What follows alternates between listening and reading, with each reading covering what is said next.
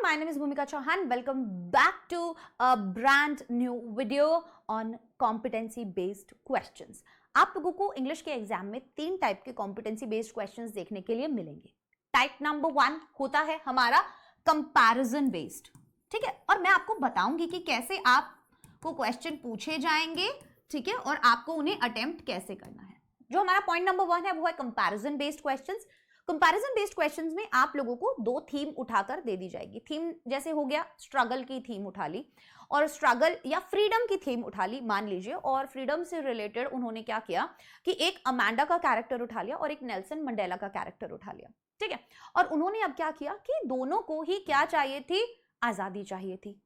आजादी दोनों ही चैप्टर्स की मेन थीम है, फ्रीडम लिबर्टी दोनों ही चैप्टर्स की मेन थीम है. लेकिन आपको अब बेसिक डिफरेंस बताना है स्ट्रगल्स में नेल्सन मंडेला के और स्ट्रगल्स में अमांडा के. या वो वल्ली वाला चैप्टर भी ले सकते हैं, वहां पर भी फ्रीडम से रिलेटेड बात हुई है, थीम वहां पर भी वो वाली रेलेवेंट है. तो अब आपको उस थीम को, दोनों कैरेक्टर्स की थीम को बोला जाएगा कि ये कैसे स्ट्रगल करता है, ये कैसे स्ट्रगल करता है, और फिर आपको कंपेयर करने के लिए बोला जाएगा.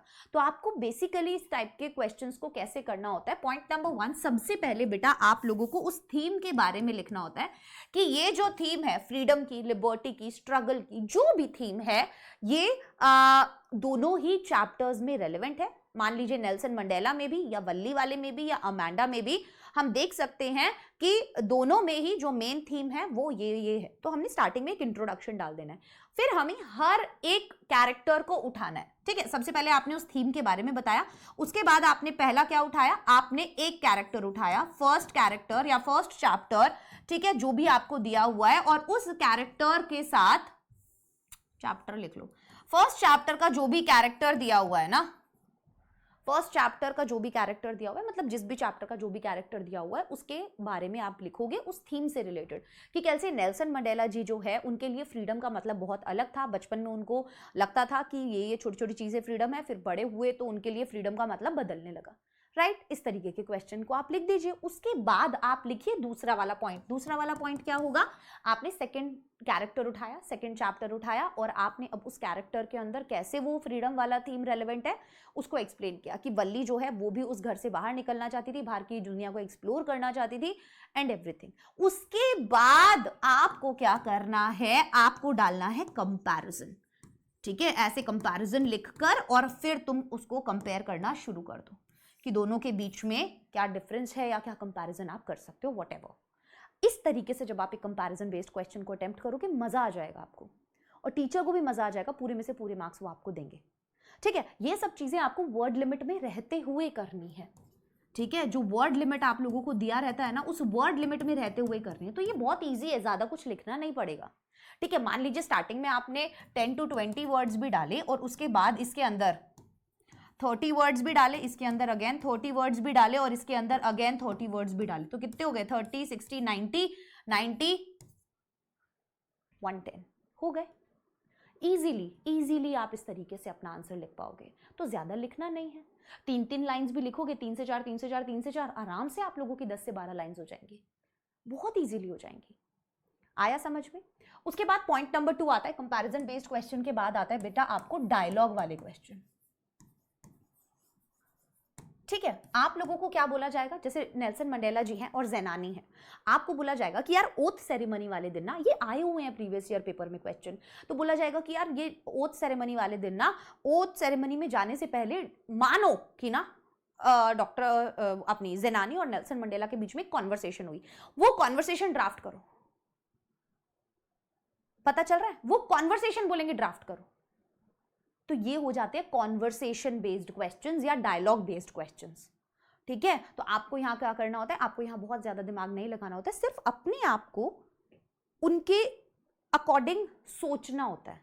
कि अगर मान लीजिए मैंने चैप्टर पढ़ा है, मुझे चैप्टर में पता है बैकग्राउंड स्टोरी क्या है, तो इस तरीके के उनके लिए हमें सबसे पहली बात बैकग्राउंड स्टोरी पता होना जरूरी है. दैट मीन्स हमें चैप्टर का नॉलेज होना जरूरी है. दूसरा चीज हमें यह होना जरूरी है कि हमें एक्चुअल में पता हो कि वैसे में अगर मैं होता तो कैसा फील कर रहा होता, या नेल्सन मंडेला जी वहां पे कैसा फील कर रहे थे, उनकी डॉटर कैसा फील कर रही थी. और आपको इन सब चीजों में एक चीज ध्यान रखनी है, जब आप डायलॉग्स भी बना रहे हैं तो आपको टेक्स्ट के मतलब लिंक करना जरूरी है उसको टेक्स्ट से। आप ऐसा नहीं है कि हवा में कोई भी कॉन्वर्सेशन कि पापा ये नहीं ये पहन लो, तो बेटी पापा को बोल रही, मतलब जनानी पापा को बोल रही, पापा आप ये क्यों पहन रहे हो, आप ये पहन लो। ऐसी बातें तो वो नहीं करेंगे, वो बात करेंगे उन्हीं स्ट्रगल्स से रिलेटेड, वो बात करेंगे उस दिन से रिलेटेड, वो बात करेंगे उन सभी इवेंट्स से रिलेटेड, है ना, जो भी उसकी बैकग्राउंड स्टोरी है उससे रिलेटेड। तो हमें टेक्स्ट से लिंक करना बहुत ज्यादा जरूरी है। सेम इस वाली चीज में भी कि हमें टेक्स्ट से लिंक करना बहुत जरूरी है अपने आंसर को। अगर हम कीवर्ड्स, की phrases, dialogues, themes, central idea ऐसी चीजें यूज नहीं करते हैं चैप्टर की, तो वो हमको बिल्कुल भी फायदा नहीं देगा। ठीक है, अब आ जाते हैं हम पॉइंट नंबर 3 पे, और वो आ जाता है आप लोगों का, ये डायलॉग वाला आ गया, कंपैरिजन बेस्ड क्वेश्चन आ गया, डायरी एंट्री।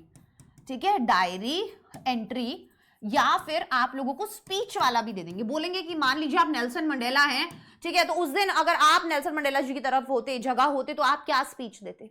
या आपको बोला जाएगा कि एन फ्रैंक अगर आज के टाइम में होती, या कुछ भी, तो डायरी एंट्री करने के लिए बोल दिया जाएगा।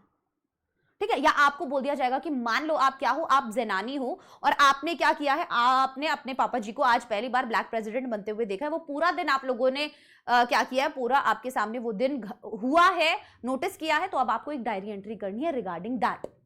दे देंगे बना के आपको क्वेश्चन, बनाओ फिर एक डायरी एंट्री करो। तो इसीलिए अभी तक जो दिमाग में चीजें चल रही हैं, रट्टा मार लो, रट्टा मार लो, रट्टा मार लो, ये वाले क्वेश्चन रट लो, वो वाले क्वेश्चन रट लो, भाई नहीं रटने हैं यार, ये सवाल रटने से जाएंगे ही नहीं। चैप्टर्स को पढ़ना है और चैप्टर्स की थीम और सेंट्रल आइडिया, कैरेक्टर एनालिसिस देखना है, तभी कर पाओगे ऐसे आंसर्स, अदरवाइज नहीं कर पाओगे। सारे कीवर्ड्स, की फ्रेजेस अच्छे से याद होने चाहिए। पोएम्स के अंदर line by line, word to word, हर एक चीज क्या कंपेयर किया है, कौन सा लिटरेरी डिवाइस यूज किया है, क्या इसने इसको बोला है, सब कुछ आपको पता होना चाहिए। क्या मतलब है पोएट का यहां पर उस चीज से, सब आपको पता होना चाहिए। ठीक है, ये 3 टाइप के कॉम्पिटेंसी बेस्ड क्वेश्चंस आप लोगों को पूछे जाते हैं। मैं आशा करती हूं कि आप इन चीजों का थोड़ा सा ध्यान रखेंगे और इसी तरीके से अपने क्वेश्चंस को प्रैक्टिस करेंगे। Bye bye, take care, all the best.